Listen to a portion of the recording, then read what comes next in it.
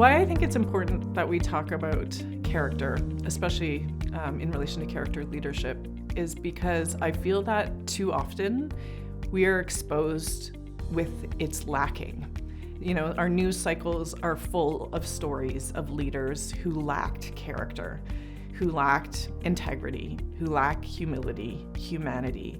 So it's important to talk about character and leadership in a positive light, because we need those role models. We need those good examples. We need people to see the impact that has on our world when you have leaders with strength of character contributing to decision making, contributing to change making, to finding solutions.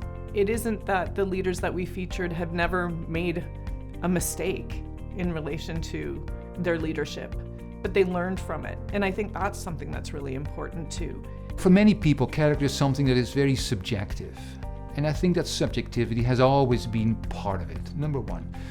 Number two, there was really no language, no vocabulary with which to address character in the workplace. I think most people somehow realized this was important, but in the absence of a vocabulary, a language that is acceptable, we just don't want to go there. And we don't want to go there because the moment you say leader character, or if I'm going to talk about your character, it is an emotionally charged word that is bound to create some tensions in most situations, because character is mine, and if I want to talk about your character, that means you need to be fixed.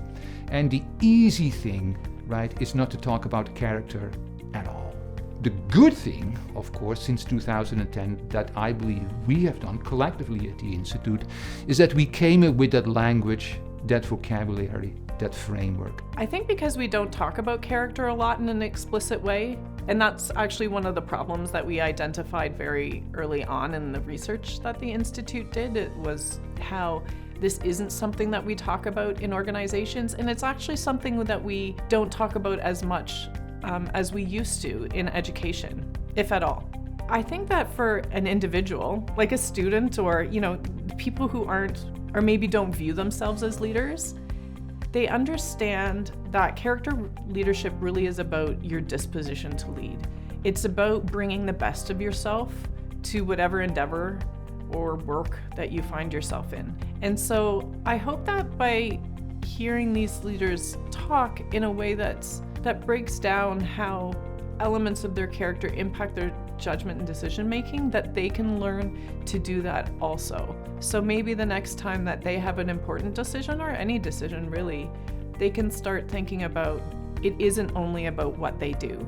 It isn't just about the skills and the competencies and talent that they bring to the table, because all of those are great things and need to be present in, you know, our workplaces or our endeavors. But who they are really impacts how those skills manifest.